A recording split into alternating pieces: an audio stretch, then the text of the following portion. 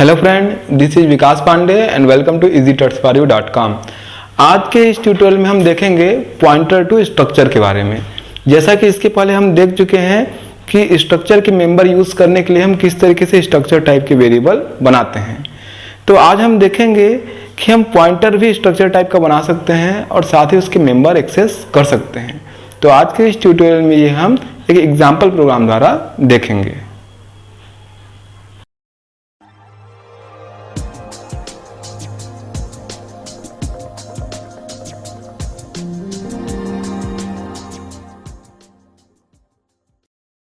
Start करते हैं। सबसे पहले हम देखते हैं कि स्ट्रक्चर जो पिछले ट्यूटोरियल्स में हमने देखे हुए हैं उसमें हम इस तरीके से स्ट्रक्ट कीवर्ड का यूज करते हैं। स्ट्रक्ट, यहाँ पे हमने उसका नाम दिया स्ट्रक्चर का, सपोज मैंने लिखा स्टूडेंट। और अगर मान लीजिए कि यहाँ पर मैं स्टूडेंट नेम के लिए एक कैरेक्टर एरे बनाता हूँ नेम, और रोल नंबर के लिए एक इंटीजर वेरिएबल बनाते हैं इंट रोल। तो ये हुए स्ट्रक्चर के मेंबर। इन मेंबर्स को एक्सेस करने के लिए मींस यहाँ पर वैल्यू स्टोर करने के लिए, उनको एक्सेस करने के लिए हम इस तरीके से स्ट्रक्चर वेरिएबल बनाते हैं। या तो हम नॉर्मली यहीं पर वेरिएबल बना सकते हैं stu और इस तरीके से इसको क्लोज कर सकते हैं, या फिर हम मेन में भी इसके लिए वेरिएबल बना सकते हैं जो कि नॉर्मल वेरिएबल होते हैं। यहाँ पर अगर इसको क्लोज कर दिया जाए तो मेन फंक्शन के अंदर इस तरीके से हम लिखते हैं स्ट्रक्ट स्टूडेंट, और यहाँ पर फिर हम उसका वेरिएबल बना सकते हैं stu। तो इस तरीके से हम पिछले ट्यूटोरियल्स में देख चुके हैं कि जब हम स्ट्रक्चर के वेरिएबल बनाते हैं यहाँ पर स्ट्रक्चर टाइप के या स्ट्रक्चर टाइप के, तो उनके मेंबर एक्सेस करने के लिए हम डॉट ऑपरेटर का यूज करते हैं।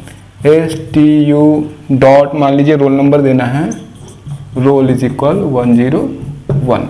तो चाहे उनको इस तरीके से वैल्यू देना हो या उनको एक्सेस करना हो, मतलब वैल्यू को वापस से डिस्प्ले कराना हो, हम यहाँ पर डॉट ऑपरेटर यूज करते हैं। तो आज के इस ट्यूटोरियल में हम पॉइंटर टू स्ट्रक्चर देख रहे हैं। तो पॉइंटर टू स्ट्रक्चर मतलब हम यहाँ पर पॉइंटर बनाएंगे स्ट्रक्चर टाइप के, और उन पॉइंटर्स का यूज हम किस तरीके से इनके मेंबर एक्सेस करने के लिए कर सकते हैं वो हम यहाँ पर देखेंगे। तो जिस तरीके से हम नॉर्मल वेरिएबल यहाँ पे बनाते हैं, हम पॉइंटर वेरिएबल बनाते समय यहाँ पर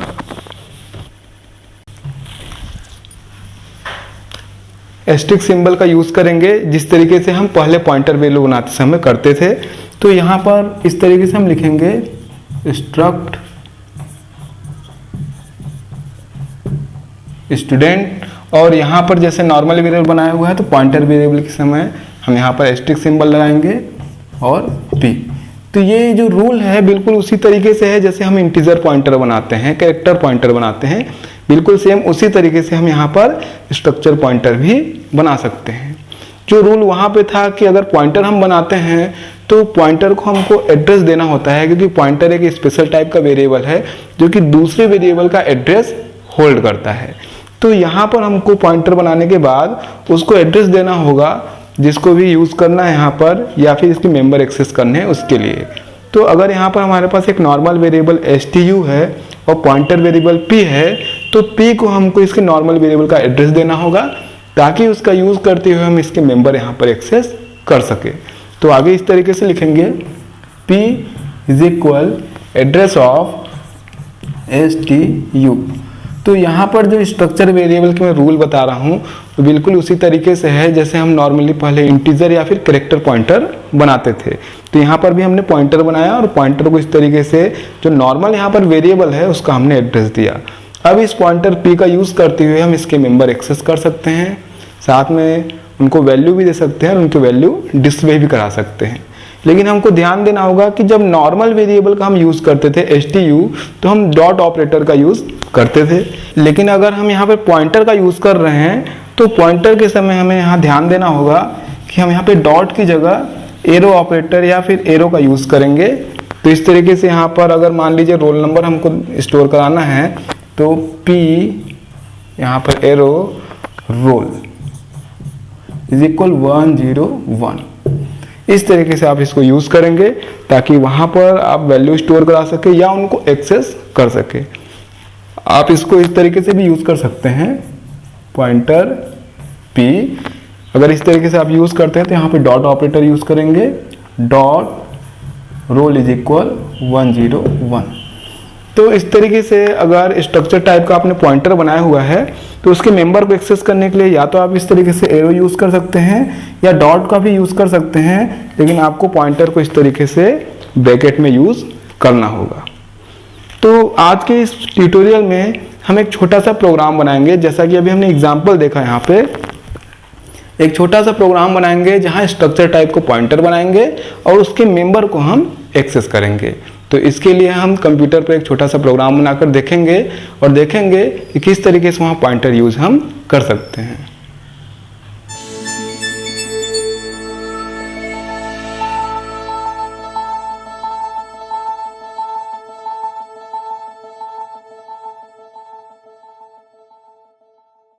जैसा कि हर प्रोग्राम में हम यूज़ करते हैं, यहाँ पर हम हेडर फाइल यूज़ करेंगे। सबसे पहले हैज़ इंक्लूड stdio.h और दूसरी हेडर फाइल हम यहाँ पर यूज़ करेंगे हैज़ इंक्लूड conio.h।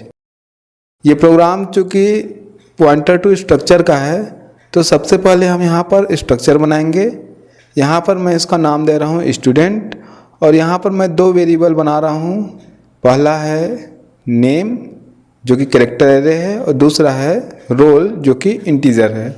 आगे बढ़ते हैं, इन मेंबर्स को हम मेन फंक्शन में एक्सेस करेंगे। तो सबसे पहले मैं यहाँ पर स्ट्रक्चर का वेरिएबल बनाऊंगा जैसा कि पहले हम बनाते थे। तो सबसे पहले एक नॉर्मल वेरिएबल मैं यहाँ पे बनाऊंगा और दूसरा मैं जो बना रहा हूँ वो है पॉइंटर वेरिएबल। तो दूसरा यहाँ पर मैं स्ट्रिंग p वेरिएबल बना रहा हूँ और यहाँ पर पॉइंटर वेरिएबल जो हमारे पास है उसको हम नॉर्मल वेरिएबल का एड्रेस देंगे, p is equal address of stu। इन दो लाइंस को यहाँ पे देखते हैं। फर्स्ट लाइन में ये जो वेरिएबल है ये नॉर्मल वेरिएबल है, जबकि सेकंड लाइन में ये जो वेरिएबल है ये पॉइंटर वेरिएबल है। नेक्स्ट लाइन में हमने पॉइंटर वेरिएबल p को नॉर्मल वेरिएबल stu का हमने यहाँ पर एड्रेस दिया है। आगे बढ़ेंगे। अब यहाँ पर मैं जो वेरिएबल है हमारे पास इन पर वैल्यू स्टोर कराने के लिए या मेंबर को एक्सेस करने के लिए सबसे पहले मैसेज दे रहा हूँ स्क्रीन पर इंटर स्टूडेंट नेम और उसके बाद हम स्कैनफ का यूज़ करेंगे। यहाँ पर चूँकि मैं पॉइंटर वेरिएबल यूज़ कर रहा हूँ इसलिए जैसा कि मैंने आपको बोर्ड में बताया था, यहाँ पर ये वेरिएबल नॉर्मल ना होकर पॉइंटर वेरिएबल है, इसलिए यहाँ पर मैं एरो ऑपरेटर का यूज़ कर रहा हूँ, p एरो नेम। बिल्कुल इसी तरीके से सेकंड जो मेंबर है उसको एक्सेस करने के लिए हम रोल नंबर को या जो हमने बनाया हुआ है रोल, वहाँ भी मैं एरो ऑपरेटर का यूज़ करूँगा। स्कैनफ में स्कैनफ %d और comma address of p arrow role.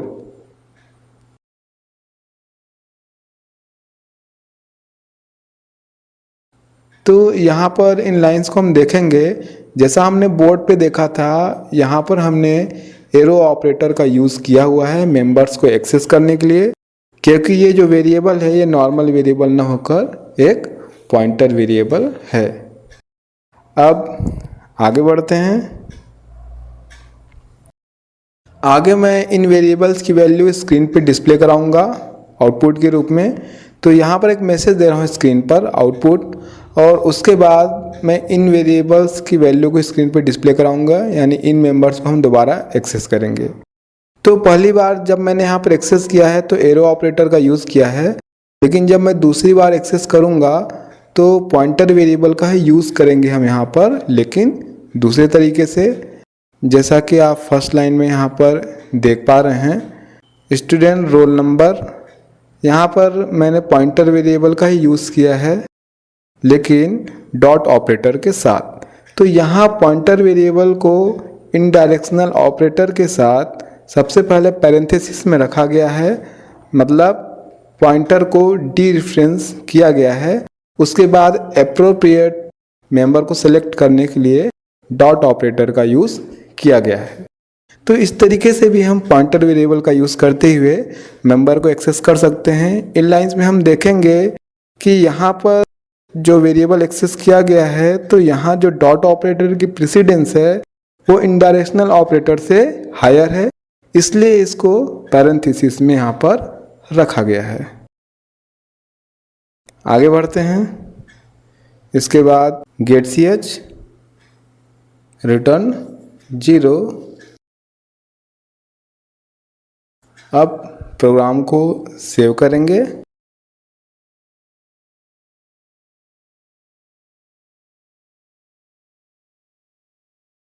यहाँ पर मैं example.cpp नाम से सेव कर रहा हूँ प्रोग्राम को। इसके बाद प्रोग्राम को कंपाइल करेंगे। यहाँ पर कोई एरर या वार्निंग नहीं है। इसके बाद प्रोग्राम को रन करा के देखते हैं। सबसे पहले एंटर स्टूडेंट नेम, यहाँ पर मैं नेम एंटर कर रहा हूँ विकास, और उसके बाद एंटर स्टूडेंट रोल नंबर 101। तो ये यहाँ पर आउटपुट है। आप आउटपुट में देख पा रहे हैं कि हमने यहाँ पर मेंबर्स को एक्सेस किया है। सबसे पहले वैल्यू स्टोर कराई है, उसके बाद स्क्रीन पर उसको डिस्प्ले कराया है। तो यहाँ पर इस प्रोग्राम में हमने नॉर्मल वेरिएबल की जगह पॉइंटर वेरिएबल का यूज़ किया है स्ट्रक्चर मेंबर को एक्सेस करने के लिए। तो आज के इस प्रोग्राम में हमने देखा पॉइंटर टू स्ट्रक्चर के बारे में। आगे इसी तरीके से हम C ट्यूटोरियल्स में और भी प्रोग्राम देखेंगे।